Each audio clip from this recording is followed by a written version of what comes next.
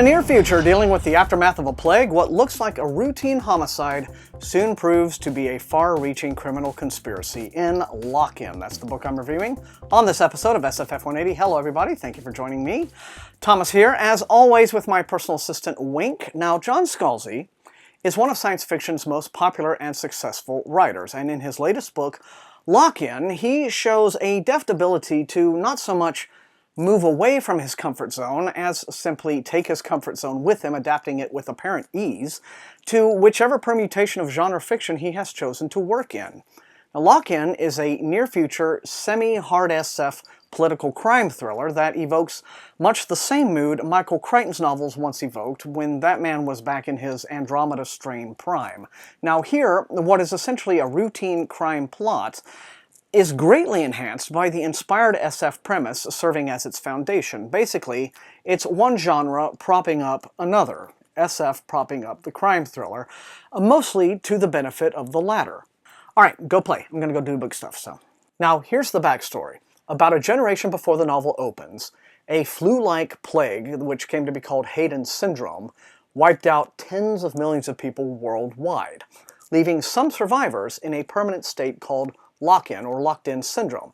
Locked-In Syndrome, by the way, is an actual thing. You can look it up on Wikipedia, but Scalzi has given it his own interesting SFnal spin.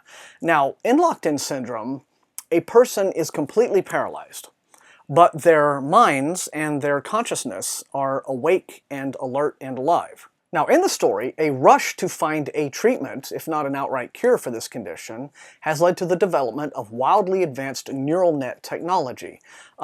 This allows Hayden's sufferers to transmit their minds and their consciousnesses into the bodies of either humanoid robots called threeps, or in rare cases, or at least in cases where the person can afford it, into the actual brain of another human being. These people are called integrators. They are themselves Hayden's survivors who have regained full mobility, full consciousness, and their brains contain neural nets that allow for the reception of these transmitted minds.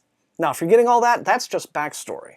The plot itself gets underway when rookie FBI agent Chris Shane, who is himself a Hayden using a threep, and his partner Leslie Van, an ex-integrator herself, are called to investigate a suspicious death at where else? The Watergate Hotel. I mean, if you're going to set a political crime thriller in Washington, D.C., why not just pay homage to the city's most famous crime scene, right? Now, naturally, this crime turns out to be the very tip of a vast iceberg of conspiracy and Blofeld-level skullduggery, with Shane and Van peeling back the layers of an ambitious crime that could have far-reaching and devastating social, political, and economic repercussions.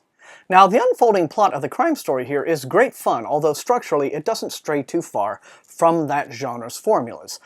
And experienced readers of crime fiction are not likely to find the real culprit's ultimate identity to be all that shocking and surprising of a reveal. And, in traditional crime story fashion, when he reveals his ultimate plans and his motives and all that kind of stuff, it's done with a big dialogue dump in the last chapter. It's that kind of story.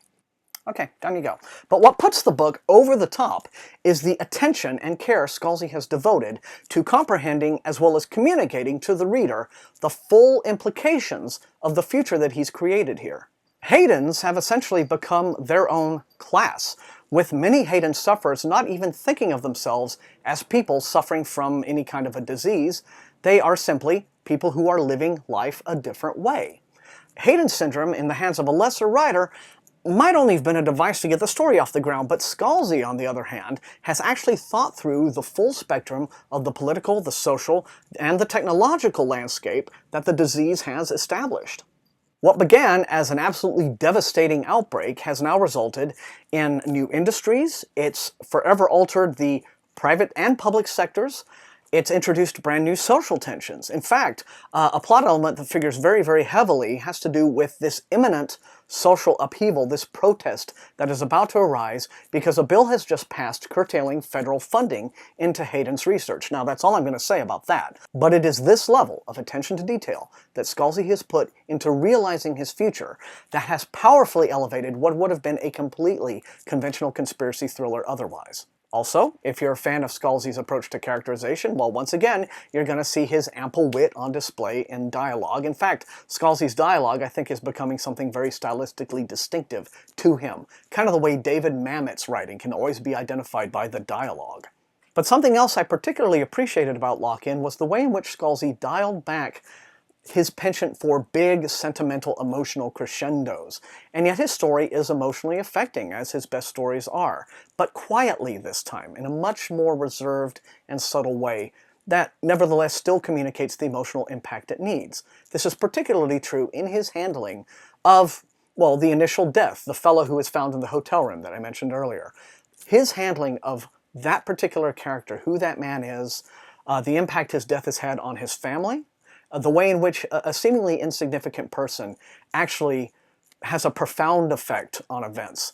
I thought that was handled extremely well and very effectively without going, again, for the big build-up to an emotional climax. So this is a different kind of story for Scalzi, but it very much has identifiably Scalzi's stamp on it. You're likely to come away from Lock-In, in fact, thinking that you've just read the novelization of an incredibly badass TV show pilot that you wish somebody would go ahead and produce.